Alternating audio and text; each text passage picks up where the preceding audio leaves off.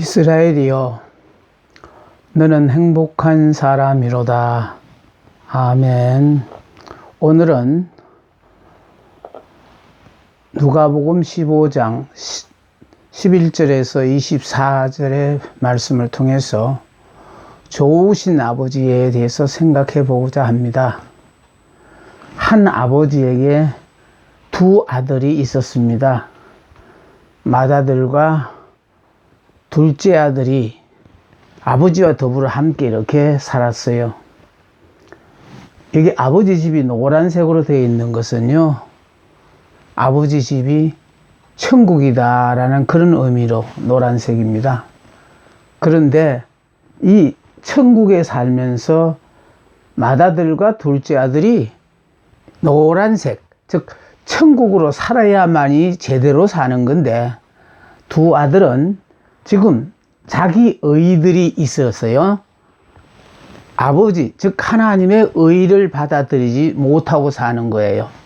그러다가 보니까 맏아들은 아버지의 그 재산을 상속받기 위하여 그냥 집에 있었고, 둘째 아들은 어차피 아버지 재산을 자기 몫으로 받게 되어지면은 집을 나가야 되니까, 그래서 아직 아버지는 나눠줄 의향이 없으신데도 아버지에게 독촉을 해서 자기에게 돌아올 분깃을 달라고 해가지고 아버지가 주자 모든 것을 챙겨가지고 이게 먼 나라로 떠나요. 먼 나라로 떠났더니 그 자기가 생각했던 이상의 세계하고 계획대로 안 맞아 들어간다라는 거죠. 그래서 세상과 부딪히면서 점점 자기 꿈이 깨어지기 시작하고, 끝내는 모든 것을 다 이제 포기해 버릴 수밖에 없는 상황이 이르게 되어집니다. 그러니까 그제서 아버지 집으로 이렇게 돌아오거든요. 이렇게 돌아옴으로 말미암아 자기는 아버지 집에 아들로 돌아오는 게 아니고, 어차피 자격도 없으니까 아버지의 재산을 다 거들내고 들어간 주제에 아버지 집에 아들로 대우받으라고 온 게 아니고요, 아버지 집에 그 많은 종들 중에 한 사람으로 서 주십시오 하고 이렇게 집으로 돌아오는 거예요. 이 말은요, 우리가 인간의 의가 철저하게 세상과 살면서 부딪혀 깨어졌을 때에 그제서 이제 내 의사와 상관없이 하나님의 의를 그냥 무조건 하고 받아들이는 그런 사람이 되어서 이제 아버지 집으로 돌아오는 거예요. 돌아왔는데 돌아오는 그 순간에, 떠날 때는 이렇게 불만이 많아가지고 지옥 같은 삶을 살았던 아들이 이제는 마음을 다 비우고 돌아서 아버지가 허락한 모든 것을 다 아멘하고 받아들이는 사람으로 바뀌고 나니까 아버지 집이 천국으로 바뀌어져 있다라는 거예요. 사실은 아버지 집이 변한 게 아니에요. 결국은 둘째 아들이 세상에 나와서 부딪혀서 깨달은 것이 뭐냐면은 자기 의가 다 깨어지고, 다시 말해서 율법으로는 다른 사람과 경쟁해서는 나는 도저히 살 수 없다라는 것을 절실하게 깨닫고 오로지 아버지 집에 은혜로 들어오는 거거든요. 자기가 없이 염치 없지만 그냥 들어오는 거예요. 그래서 은혜로 들어왔더니 결국은 아버지 집은 전부터 은혜였었지만은, 자, 둘째는 아버지 집에 불만을 갖고, 그래서 내가 나에게 돌아올 분깃을 챙겨서 먼 나라로 가서 나 혼자 멋지게 한번 살아보려고 꿈을 펼치려고 나갔다가 결국 만난 게 뭐냐면 비로소 궁핍한지라. 이렇게 우리가요, 율법의 사람이 철저히 깨어지지 않으면은 하나님의 은혜는 항상 내 옆에 변함없이 있었는데도 하나님의 은혜를 누리지 못하는 미련한 삶을 살게 되어지는 겁니다. 본문에 대한 자세한 내용을 보자면은요, 자, 아버지 집을 떠나 먼 나라로 감으로 말미암아. 그래서 여기 성경은 이렇게 말해요. 그 둘째가 아버지에게 말하되, 아버지여, 재산 중에서 내게 돌아올 분깃을 내게 주소서 하는지라. 사실은요, 이 재산은 아버지가 돌아가실 때가 됐을 때 아버지가 주는 거예요. 그러니까 아버지의 전 재산을 3등분해서 맏아들에게는 3분의 2를 주고 이게 둘째 아들에게는 3분의 1을 주게 돼 있어요. 그런데 이 아들이 내게 돌아올 분깃을 다 하려고 하니까 아버지는 그것을 줬다는 거예요. 그러니까 이 어린 아들에게 이 재산을 주면은 이 아들이 감당하리라고 기대하지 않았어요. 아버지는 이 아들에게 그에게 돌아갈 분깃을 이렇게 나누어 줄 때에 세상이라는 것이 어떤 것인가를 내가 아무리 설명해도 너는 못 알아들을 것이니까 한번 네 마음대로 이 돈을 다 탕진하고 돌아오더라도 정말 아버지 집이 얼마나 소중한가를 깨닫고 돌아온다면은 이 재산만큼, 아니 이 재산보다도 너는 더 가치 있는 나의 아들이라는 걸 깨닫게 해 주기 위해서 분깃을 주었어요. 그래서 아버지가 그 살림을 각각 나누어 주었더니 아니나 다를까 나누어 주었더니 그 후 며칠이 안 돼요. 둘째 아들이 재물을 다 모아가지고, 그러니까 아버지가 준 재산을 다 챙겨가지고, 그래서 자기 이상대로 한번 펼쳐보려고 그냥 무조건 허랑방탕하게 쓰려고 나간 거 아니에요. 이 아들은 이 아들 나름대로 자기 꿈이 있고요, 펼치고 싶은 그런 세계가 있거든요. 그래서 먼 나라로 이제 떠나는데, 이 먼 나라가 어디냐면 세상을 말합니다. 다시 말해서 세상에 가서 살다가 보니까 아버지를 잊어버리고 세상에 취하여 사는 걸 말하거든요. 그래서 먼 나라에 가서 거기서 허랑방탕하며 그 재산을 다 낭비하더니 다 없앤 후에 그 나라에 크게 흉년이 들어. 그러니까 결국은요, 그 많은 재산 가지고 나아가서 저는 절대로 이 아들이 허랑방탕하게만 쓰지 않았다고 생각합니다. 아마 자기 나름대로는 적금도 더 쓸 것이고 저축도 해놓고 그래서 한 멋진 꿈을 펼쳐보리라는 나름대로의 그 계획이 있어서 살았겠지만은, 문제는요, 오늘 이 본문 우리에게 주는 거는 아무리 기가 막힌 계획을 세웠을지라도 결국은 그 끝이 어디냐 하니까 비로소 궁핍하게 되어지는, 그러니까 그 재산을 다 낭비하더니 다 없앤 후에 그 나라에 크게 흉년이 들어서 이제는 먹고 살 일이 막막한 신세가 되었다라는 거예요. 이럴 줄 알았으면 아버지 집을 나오지 않았지요. 그런데 막상 아버지 집을 떠나기만 하면은 좋은 세상이 펼쳐지리라고 생각하고 나왔는데, 막상 세상이라는 것은 율법으로 사는 사람들이거든요. 그러니까 율법에는 자기 실력이 있어야만 살아요. 그런데 이때까지 이 아들은 아버지 집에서 은혜만 받고 살았는데 세상에 나와서 정말 부딪혀보니 자기가 생각한 것대로 만만하게 돌아가는 게 하나도 없었습니다. 그래서 아마 허랑방탕하여 그 재산을 낭비하더니 다 없앤 후 그 나라에 크게 흉년이 들었다.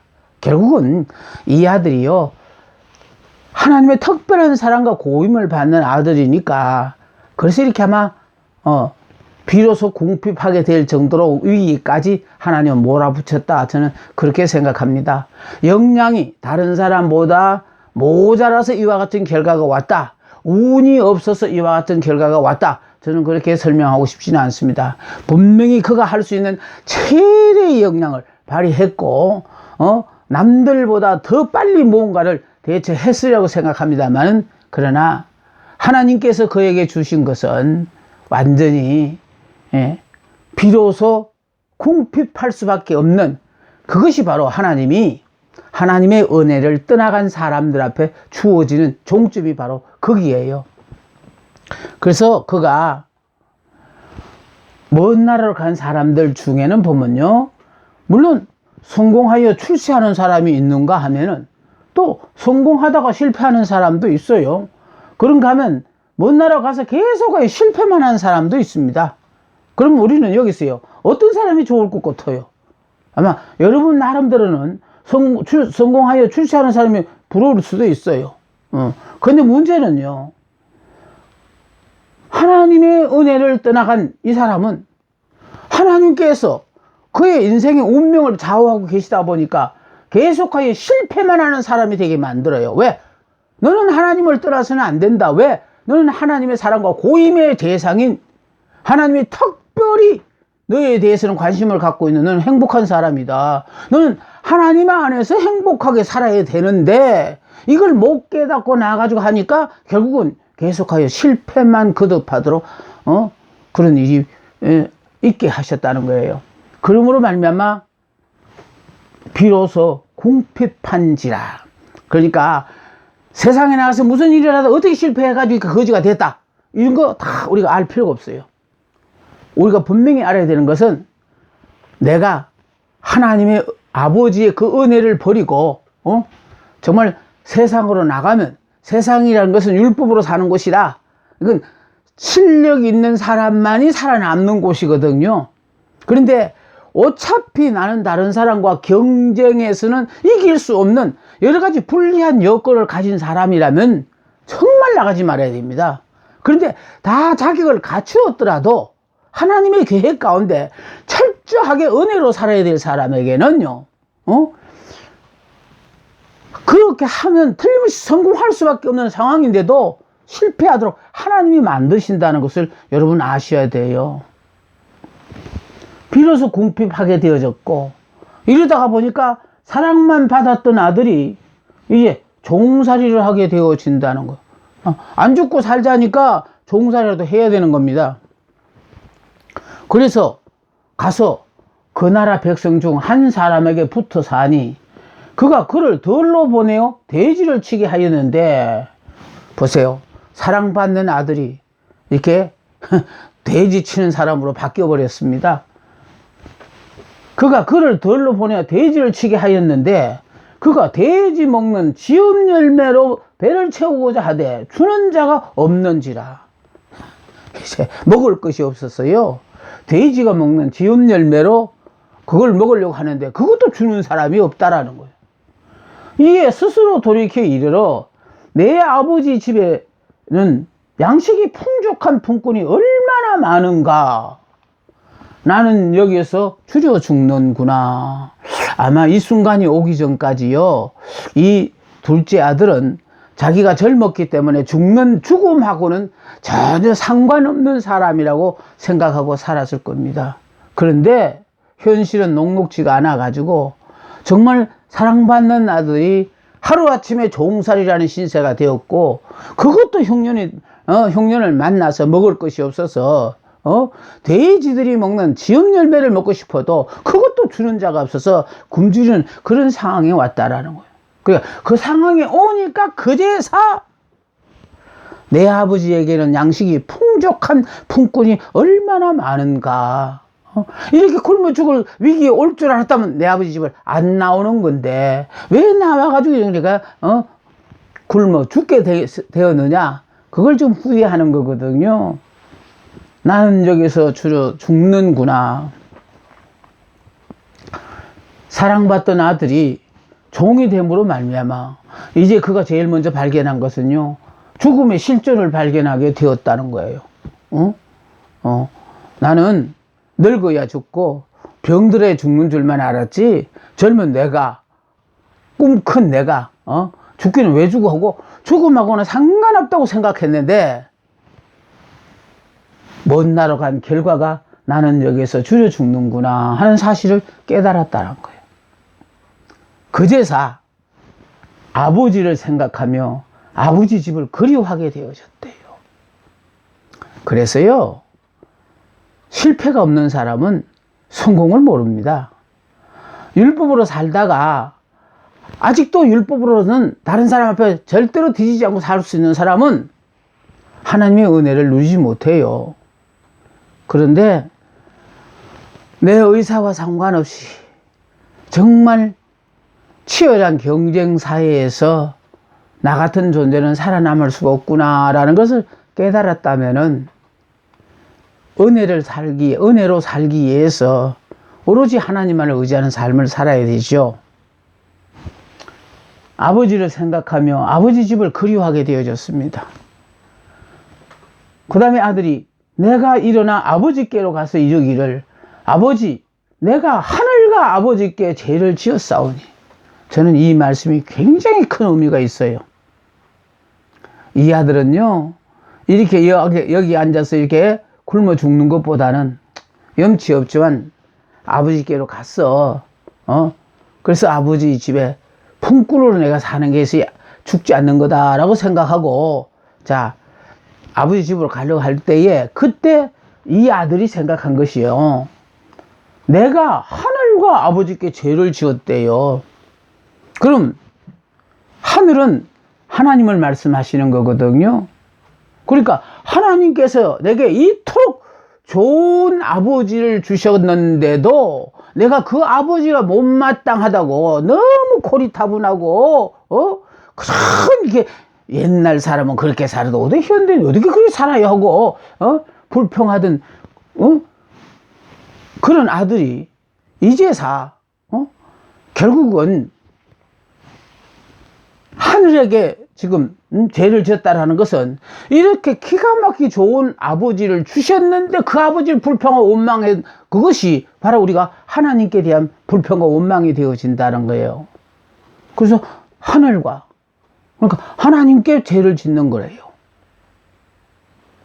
하나님은 우리에게요 능력도 없는 우리에게 우리의 능력 이상을 하나님 기대하시는 거 아니에요. 그걸 아시고 미리 은혜를 다 준비해 두셨어요. 그래서 미련하게 율법으로 살려고 세월 낭비하지 말고 하나님의 은혜로, 그러니까 하나님의 은혜로 산다는 건 다른 거 아닙니다. 하나님이 허락하신 모든 그 상황을 아멘 하고 받아 누리는 삶이 그게 은혜로 사는 거거든요. 아, 이걸 요렇게만 조금 고쳐주시고 요걸 그거는 은혜가 아니에요. 그건 율법이에요.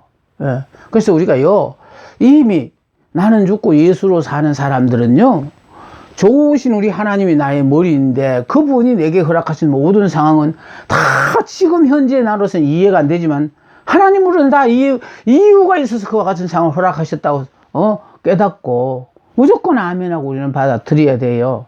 그래서 여기 말하는 건 하늘이라는 건 하나님을 말하는 거거든요. 그리고 아버지께 죄를 지었다는 거예요. 이제사. 예.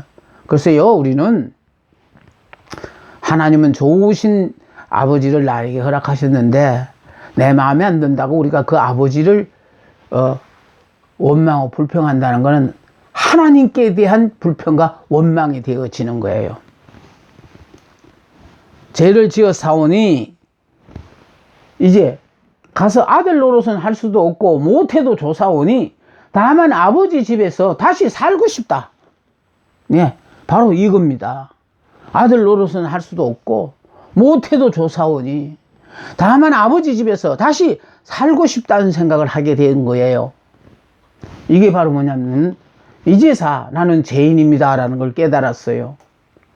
또 나는 자격이 없는, 그 이스라엘은 자격 없어요. 아니 예수님의 품에 안긴 어린 양이 이스라엘이거든요. 할 수 있는 건 아무것도 없어요. 그냥 허락하시는 그대로 아멘 하고 사는 사람이잖아요. 그래서 나는 자격이 없습니다. 그러나 아버지 집에서 살고 싶습니다. 그렇기 때문에 예수님의 품에 안겨 있는 그 어린 양은요 예수님의 품을 떠나지 않고 사는 거예요. 뭐 자격이 있어서 사는 게 아니고요.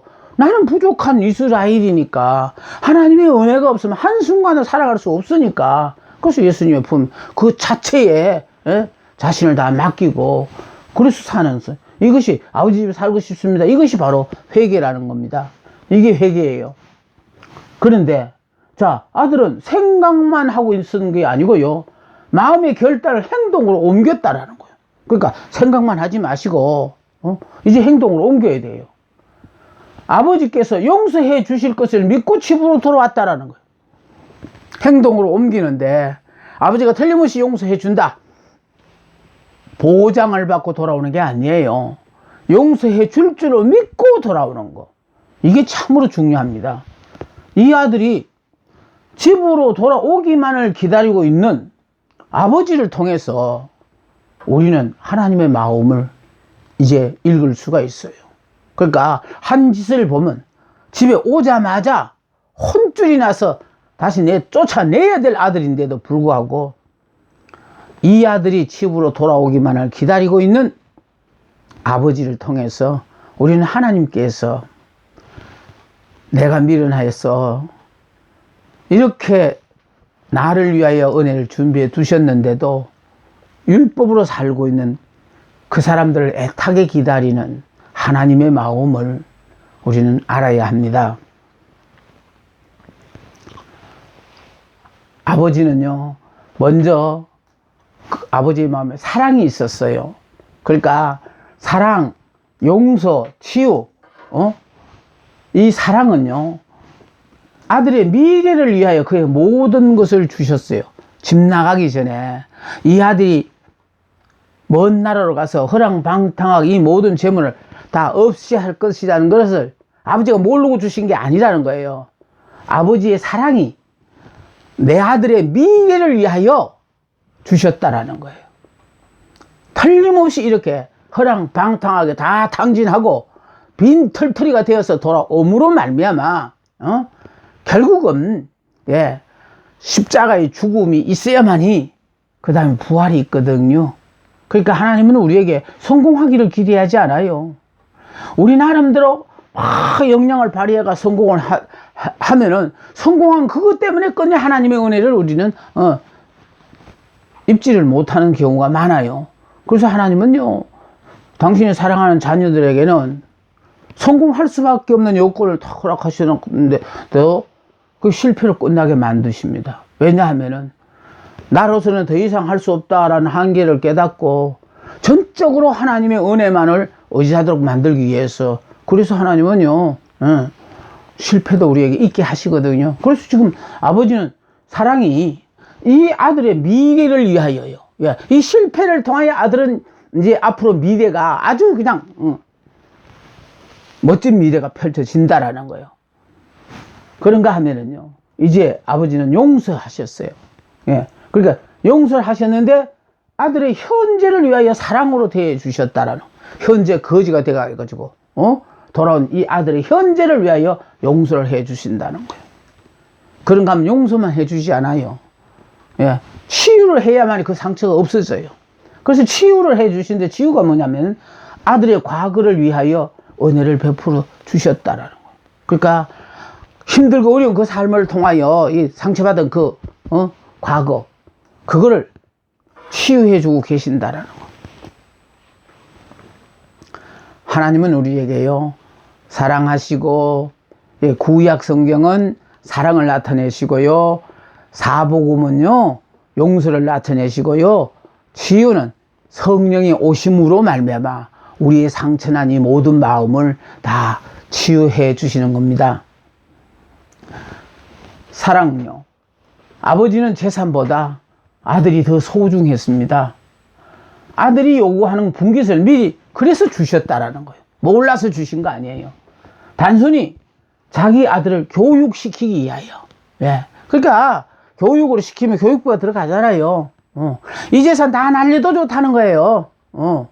그래서 이 다 날리고도 네가 깨닫고만 돌아온다면 값지다라는 거예요. 그래서 단순히 자기 아들을 교육하기 위하여 아버지는 그의 분깃을 다 미리 주셨다라는 거죠. 자, 아버지의 사랑과 간섭권 내에 사는 것이 얼마나 큰 축복임을 가르쳐 주기 위해서요.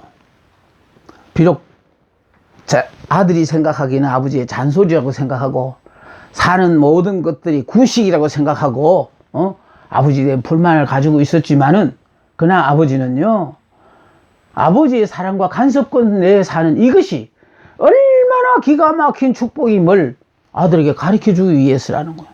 그게 말로 가르치면 못 알아돼요. 그래서 이런 건 실제적으로 삶의 현장에 나가서 부딪혀야만이 깨닫는 거거든요.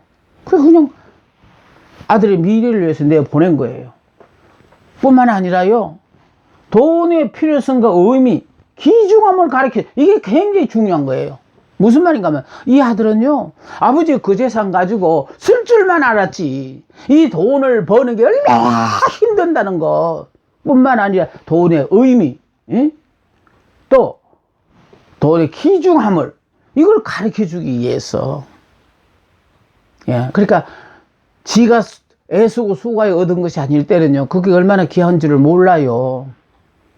그래서 이걸 깨닫게 해주기 위해서 돈의 필요성과 의미, 귀중함을 가르쳐 주기 위해서. 그래서 돈의 가치는 버는 데서, 또 그 돈을 지키는 데서, 또는 쓰는 데서 안다. 이 아들은 쓸 줄만 알았다. 그 결과 돈 잃고 몸 버리고 채통, 인격 모든 것을 다 버렸다는 거예요. 모르니까 그런 거예요.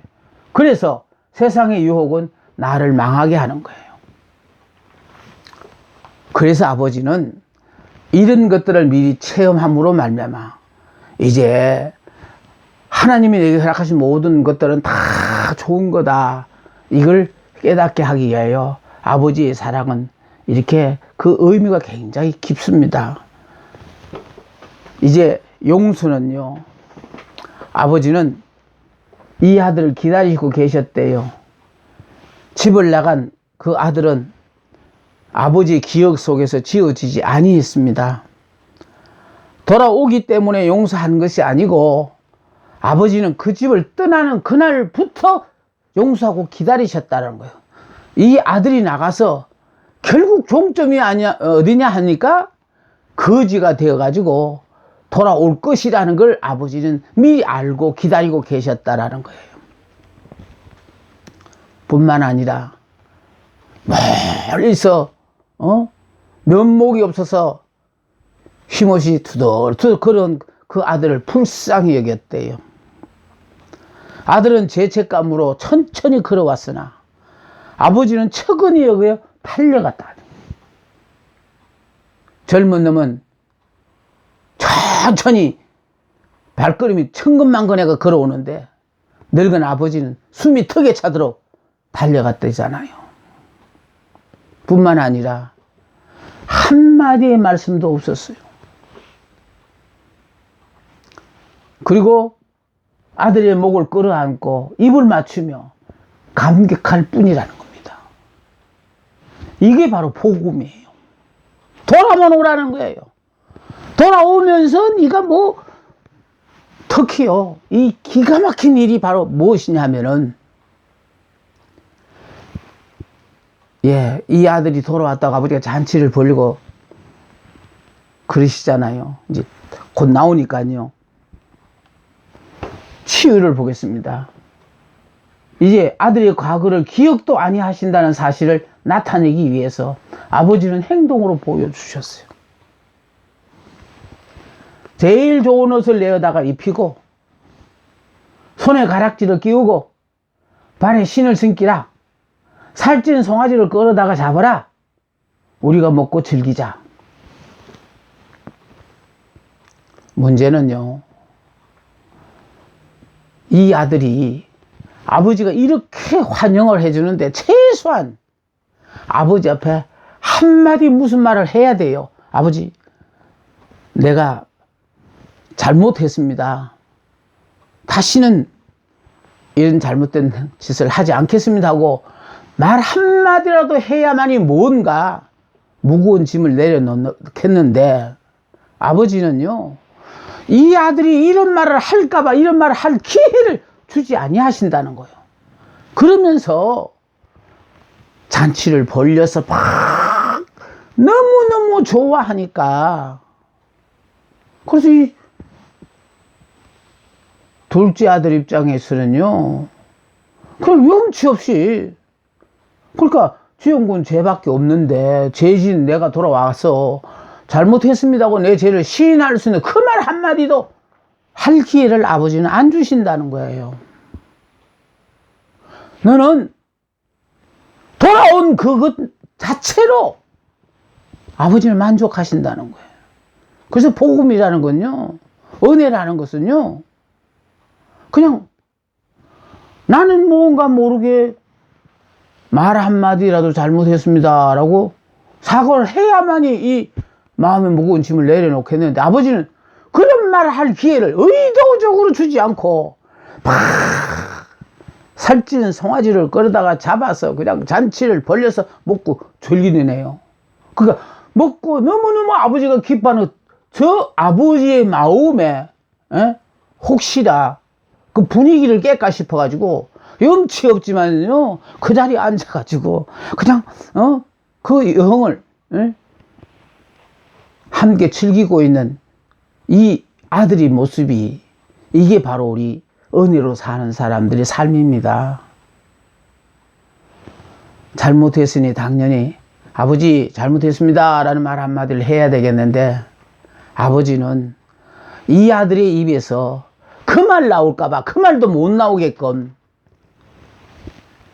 내 아들은 죽었다가 다시 살아났으며 내가 잃었다고 다시 얻었노라 하면서 너무너무 기뻐하시니까 아들로서는요 말 한마디 하지 못하고